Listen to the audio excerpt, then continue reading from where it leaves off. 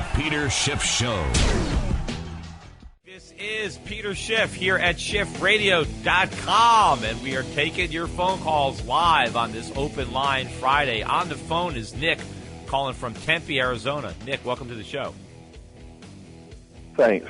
My question is, one of the stronger arguments that I hear from people who are opposed to unrestricted free markets is the idea of kind of market power, that eventually firms will create monopolies and be able to sort of control a market. Is that something that concerns you, and do you think the government has any role in creating? Well, you can't expect me to just answer that question off the top of my head. Well, actually, you can. See, I don't have a Nobel Prize in economics, so I can think about these things.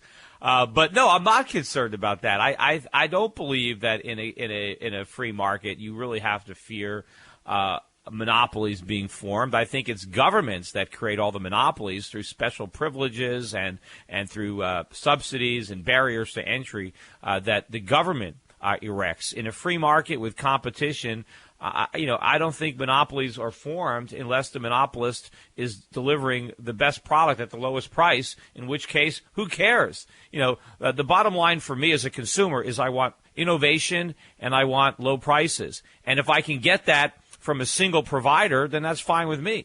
But what I don't want is just to have competition for the sake of competition. I want competition for the sake of low prices, innovation, and high quality. And so history has shown this, that's really, it's government intervention that creates monopolies, not capitalism.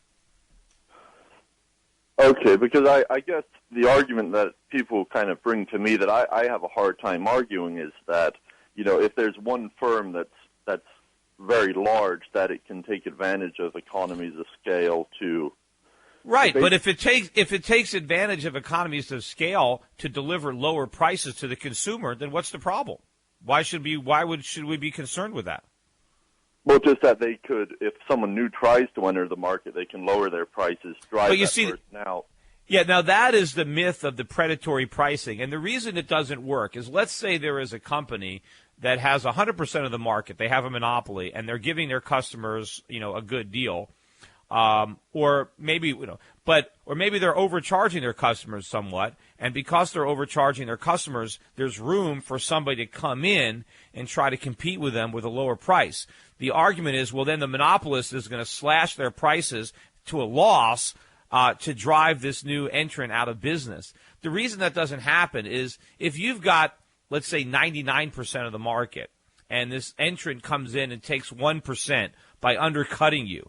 If you try to drive that company out of business by operating at a loss, the losses that you have are going to be enormous because you're going to take a loss on 99% of the market. You have an enormous market share. If you start selling at a loss, it's enormous.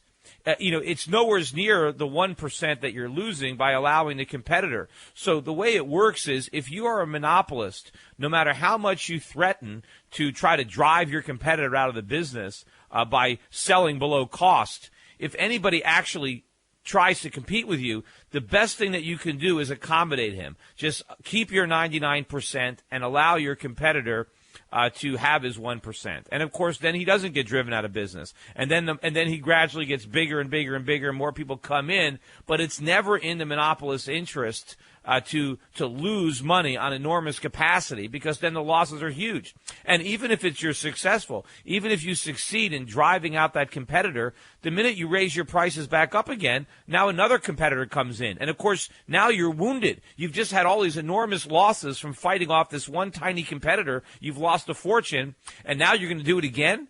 You're in a weakened position, so it just doesn't work. People can have all these theoretical worries about free market monopolies, yet they don't happen. But what does happen all the time is the government gets in and creates monopolies or oligopolies with licensing and strict barriers to entry. If the government was really worried about monopolies and wanted competition, the government would get out of the way and allow businesses to flourish. Instead, it does the opposite. But anyway, hey, thank you for the call.